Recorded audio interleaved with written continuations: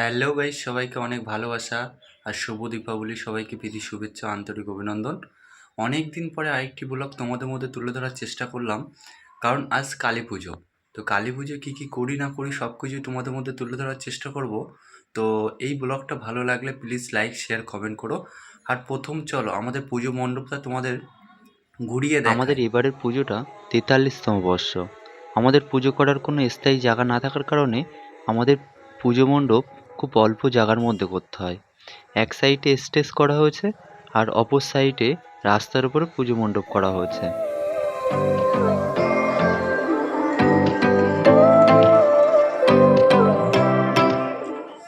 পুজো মণ্ডপে এসে দেখি পুজো করতে গেলে যে যে গাছের ডোকগুলো লাগে সেগুলো আনা হয়নি। যেহেতু ব্রাহ্মণ ফর্দ দিয়ে দিয়েছিল, সেই ফর্দ অনুযায়ী গাছের ডোকগুলো আনতে বেরিয়ে পড়লাম আমি, মানব আর বলয়।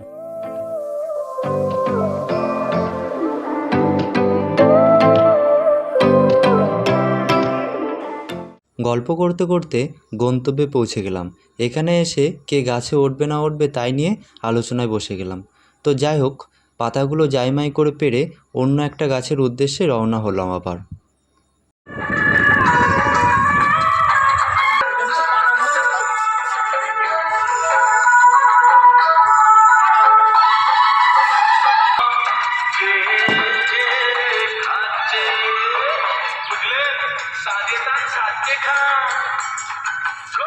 ফাইনালি পাতাগুলো পেরে বাড়ির উদ্দেশ্যে রওনা হলাম আবার বেরিয়ে পড়লাম আমি, মানব আর বলয় গোবরডাঙ্গার উদ্দেশ্যে। কারণ রাত্রেবেলা অঞ্জলি দিতে হবে। তো আমার এক ভাই ফোন করে বলল, চল একটা পাঞ্জাবি কিনে নিয়ে আসি। তো সেই উদ্দেশ্যে গোবরডাঙ্গাতে বেরিয়ে পড়লাম। অবশেষে অনেক পাঞ্জাবি দেখার পরে নিউ ফ্যাশন বলে একটা দোকান থেকে পাঞ্জাবি কিনে বাড়ির উদ্দেশ্যে আবার রওনা দিলাম।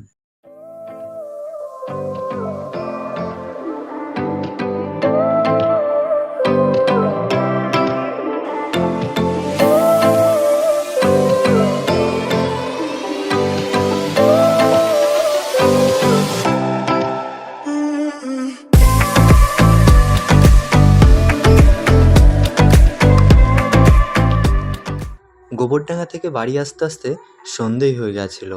তো তাড়াতাড়ি এসে কটা মোমবাতি ধরিয়ে ঠাকুর আনার উদ্দেশ্যে আবার রওনা দিলাম। পুজো মণ্ডপে এসে দেখি সবাই রেডি, এবার ঠাকুর আনতে যাওয়ার পালা। তা কোথায় ঠাকুর আনতে যাই, কিভাবে ঠাকুর আনি, সব কিছুই তোমাদের মধ্যে তুলে ধরার চেষ্টা করব। তো ভালো লাগলে প্লিজ সবাই লাইক, শেয়ার, কমেন্ট করো।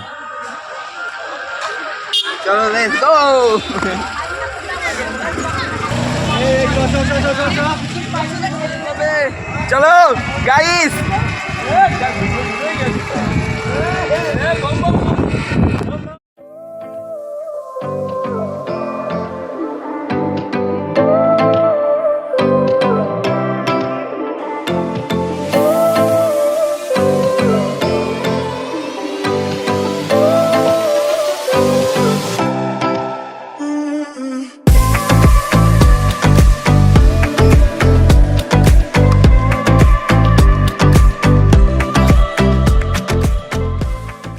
অবশেষে রাস্তার মানুষ দেখতে দেখতে পৌঁছে গেলাম আমাদের প্রতিমা যেখানে ছিল সেখানে পৌঁছে গেলাম। তো আমাদের প্রতিমা কেমন হয়েছে না হয়েছে তোমরা সবাই বলো কমেন্টে। আর প্রতিমা দেখার সাথে সাথে আমি একটু নমস্কার করে নিলাম। তারপরে আমাদের প্রতিমার আগে অবশ্য অনেক প্রতিমা ছিল, তো তাদের প্রতিমা চলে যাওয়ার পর আমাদের প্রতিমা বের করে নিয়ে আমাদের আবার পুজো মণ্ডপে যাওয়ার উদ্দেশ্যে বেরিয়ে পড়লাম।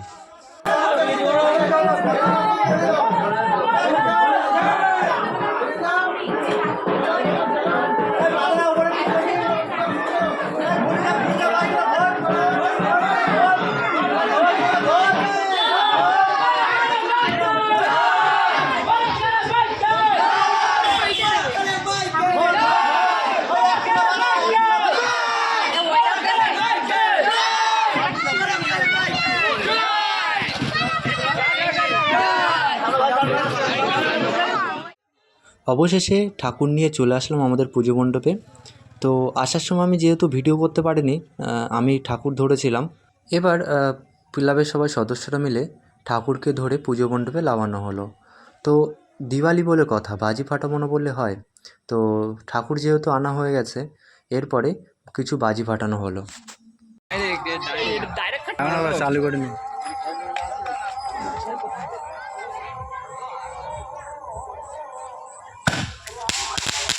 কি ওরে বাজি ফাটানোর পর মায়েরা এক এক করে এসে প্রতিমাকে বরণ করে নিল। আরেকটা কথা বলে রাখি, আমাদের প্রতিমা প্রতি বছরের ন্যায় এক একজন না একজন প্রতিমা দেয়। তো এবছরে আমাদের ক্লাবের সদস্য প্রশান্ত বলে একজন প্রতিমা দিয়েছিল। পুজো মণ্ডপের পিছনে যেয়ে দেখি আমাদের পাড়ার ছোট ছোট ভাইয়েরা দিওয়ালি উপলক্ষে একটা বন্দুক তৈরি করেছে। যেহেতু বন্দুকটা বিশাল আওয়াজ, তো তোমরা দেখো এবং বুঝতে পারবে এর আওয়াজটা কতটা।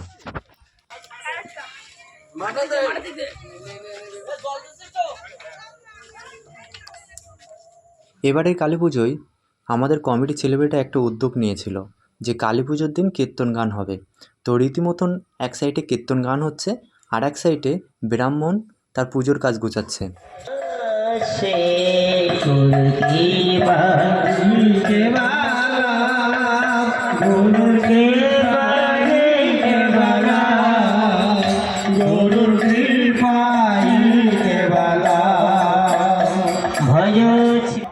এবার আস্তে আস্তে কালী পুজোর জন্য পাড়ায় যারা যারা উপোস ছিল তারা আসতে শুরু করলো।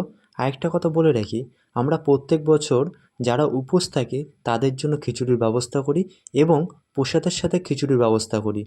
তো সেই উপলক্ষে এক সাইডে খিচুড়ি রান্নাবান্না চলছে, আর এক সাইডে কীর্তন গান এবং আর এক সাইডে পুজোর কাজবাজ চলছে। এবার অঞ্জলি দেওয়ার পালা। তো রীতিমতন আমি বাড়ি থেকে স্নান করে ড্রেস চেঞ্জ করে একটা পাঞ্জাবি পরে পুজো মণ্ডপে চলে আসলাম। তো কেমন লাগছে তোমরা সবাই কমেন্টে জানিও। আর আমার এই ভিডিও যদি তোমাদের ভালো লেগে থাকে প্লিজ লাইক শেয়ার কমেন্ট করো।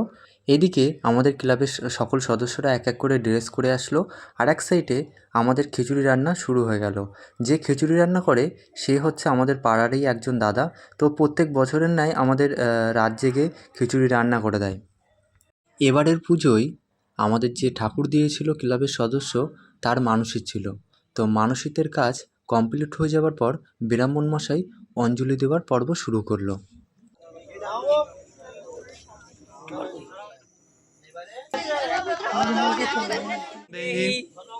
ধনং দেহি জলং দেহি নমস্তুতে এসো এসো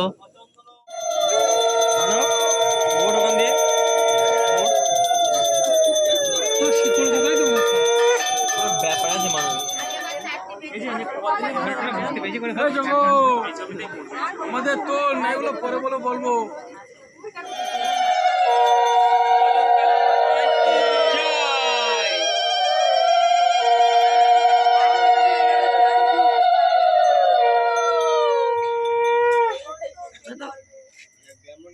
পুজো এবং অঞ্জলি দুটোই শেষ। এবছর যারা যারা অঞ্জলি দিয়েছিল তো তাদের জন্য আমরা প্রথমেই বলেছিলাম যে খিচুড়ির ব্যবস্থা করেছিলাম। তো সবাই খিচুড়ি খেয়ে যে যার মতন বাড়ি চলে গেলাম। তো আমার ব্লগ এখানেই শেষ করছি, কারণ এরপরে আমি আর ভিডিও করতে পারবো না, যেহেতু একটু পরিবেশন করতে হবে। তো আরেকটা কথা, আমার এই ব্লগ যদি ভালো লেগে থাকে প্লিজ লাইক শেয়ার এবং কমেন্ট করো। আর তো এখানেই শেষ করছি, নেক্সট ভিডিও আবার দেখা হবে তোমাদের সাথে। চলো বাই।